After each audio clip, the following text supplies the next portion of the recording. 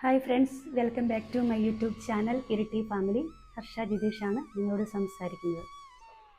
പിന്നെ ഞാൻ നാളെ രാവിലെ തന്നെ എനിക്ക് സർജറിക്ക് വേണ്ടി MVR ഹോസ്പിറ്റലിലേക്ക് പോവുകയാണ്. എല്ലാവരും പ്രാർത്ഥനയിൽ എന്നെ ഓർക്കണം കേട്ടോ. കഴിഞ്ഞ കീമോയ്ക്ക് പോയപ്പോൾ തന്നെ ഓപ്പറേഷൻ്റെ ഡേറ്റ് പറഞ്ഞിരുന്നു. അന്ന് തന്നെ ECG എക്കോയും എടുത്തിട്ടുണ്ടായിരുന്നു.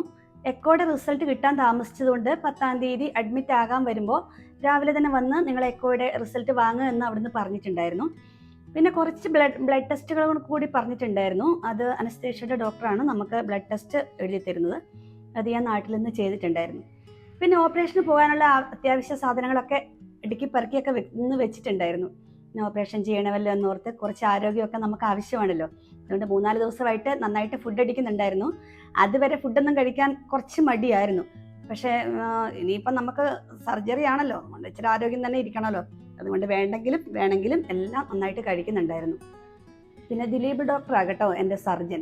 പിന്നെ ഞങ്ങൾ അതിരാവിലെ തന്നെ നാളെ ഇറങ്ങും. കാരണം റോഡിൽ ട്രാഫിക്കൊക്കെ ആയി കഴിഞ്ഞ് കഴിഞ്ഞാൽ പിന്നെ നമുക്ക് ഡ്രൈവിങ്ങും കാര്യങ്ങളൊക്കെ ബുദ്ധിമുട്ടാണല്ലോ. അതുകൊണ്ട് കുറച്ച് നേരത്തെ ഏത് വഴിക്ക് ഇറങ്ങിയാലും കുറച്ച് നേരത്തെ തന്നെ ഇറങ്ങുന്നതാണല്ലോ അതിൻ്റെ നല്ലത്. പിന്നെ രാവിലത്തെ ഫുഡൊന്നും ഉണ്ടാക്കിക്കൊണ്ടൊന്നും പോകുന്നില്ല. ഏതായാലും പോകുന്ന വഴിക്ക് നല്ല രീതിയിൽ തന്നെ ഹോട്ടൽ ഫുഡ് അടിക്കാം എന്ന് തന്നെ വിചാരിക്കുന്നുണ്ട്. ഇനിയിപ്പം ഓപ്പറേഷൻ്റെ ഭാഗമായിട്ട് നാളെ രാത്രി തൊട്ട് ഫുഡ് കഴിക്കാൻ പറ്റത്തില്ലല്ലോ. അപ്പോൾ അങ്ങനെയുള്ള കുഞ്ഞ് ടെൻഷനിൽ നന്നായിട്ട് ഫുഡൊക്കെ പുറത്തുനിന്ന് കഴിക്കാം, അങ്ങനെയുള്ള ധാരണയിലൊക്കെ തന്നെയാണ് ഞാൻ ഇരിക്കുന്നത്. ഞാൻ ഹോസ്പിറ്റലിലോട്ട് പോകുന്നതിൻ്റെ ഭാഗമായിട്ട് ഒരു ചമ്മന്തിപ്പൊടിയും കൂടെ ഉണ്ടാക്കാൻ തുടങ്ങിയാണ്. വേപ്പിലക്കെട്ടിന്ന് ചില സ്ഥലങ്ങളിൽ പറയും. പിന്നെ ശരിക്കും ഇതിന് തേങ്ങയൊക്കെ ചിരണ്ടി നന്നായിട്ട് വറക്കണം. ആദ്യം കൂടിയ രീതിയിൽ തന്നെ ഇട്ട് വെച്ച് വറക്കാൻ തുടങ്ങുക. പിന്നെ സിമ്മ് കുറച്ച് ചെറുതീയിൽ തന്നെ ആക്കുക. ഇതെല്ലാം ചെയ്യുന്ന കണ്ടോടെ എൻ്റെ സുട്ടുമണി എന്നെ നോക്കിയിരിക്കുകയാണ്. ഇനിയിപ്പോൾ ഞാൻ 2 ദിവസം കഴിഞ്ഞാലേ 3 ദിവസം കഴിഞ്ഞാലേ വരുള്ളൂ എന്നുള്ള സങ്കടമായിരിക്കാം. പിന്നെ ബാക്കി സംഭവങ്ങളെല്ലാം ഉള്ളി, കറിവേപ്പില ഇതെല്ലാം ഇട്ട് ഒരു പരുവാകുന്നിടം വരെ ഇളക്കി വെക്കുക. പുളി, വളംപുളി അങ്ങനെയുള്ള എല്ലാ സംഭവങ്ങളും ഇട്ട്, മുളക് പൊടി ഇതൊക്കെ ഇട്ട് ജസ്റ്റ് മിക്സിയുടെ ജാറിലിട്ട് ആദ്യം ഒന്ന് ചെറു ചൂടോട് കൊടുത്തിന് ജസ്റ്റ് ഒന്ന് ക്രഷ് ചെയ്യുക. പിന്നെ ജസ്റ്റ് ഒന്ന് ഇളക്കിയൊക്കെ കൊടുത്ത് പിന്നെ ഒന്നും കൂടെ ക്രഷ് ചെയ്യുക. ചമ്മന്തിപ്പൊടി നല്ല സ്പെഷ്യൽ ടേസ്റ്റാണ്, നല്ല ടേസ്റ്റഡ് ചമ്മന്തിപ്പൊടിയാണ്. അത് റെഡിയായി. പൊന്നൂസാണെങ്കിൽ ടേസ്റ്റ് ചെയ്യാൻ വേണ്ടി വന്ന് നോക്കിയിരിക്കുകയാണ്. പൊന്നൂസിൻ്റെ അഭിപ്രായം, പൊന്നൂസിൻ്റെ മുഖത്തെ എക്സ്പ്രഷൻ ഉണ്ടാകും. ഞാനിങ്ങനെ നോക്കിയിരിക്കുകയാണ്.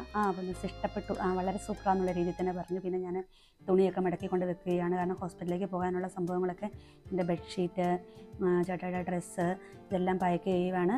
സർജറി കഴിഞ്ഞിട്ട് ഇടാൻ വേണ്ടിയുള്ള ഫ്രണ്ട് ഓപ്പൺ നൈറ്റി ഇതൊക്കെ എടുത്ത് അടുക്കി വെക്കുകയാണ്. കുറച്ച് ബീഫ് ഉണങ്ങി, കുറച്ച് കുരുമുളക് പൊടിയൊക്കെ ഇട്ട് ചതച്ച് അങ്ങനെയൊക്കെ എടുത്തുകൊണ്ട് പോകുന്നുണ്ട്. കാരണം ഫുഡിൻ്റെ കാര്യമാണല്ലോ നമുക്ക് മെയിൻ. നമുക്ക് ഈ ഓപ്പറേഷനൊക്കെ കഴിഞ്ഞ് കഴിയുമ്പം നമ്മൾ പുറത്തെ ഫുഡൊക്കെ നമുക്ക് എത്രത്തോളം നമുക്ക് പറ്റും അതൊന്നും അറിയില്ലല്ലോ. അപ്പോൾ അങ്ങനെയുള്ള ചില്ലറ സംഭവങ്ങളൊക്കെ, ചെറിയ പൊടിക്കൈകളൊക്കെ എൻ്റെ കയ്യിലുണ്ട്. പിന്നെ അങ്ങനെ പോകുന്നു.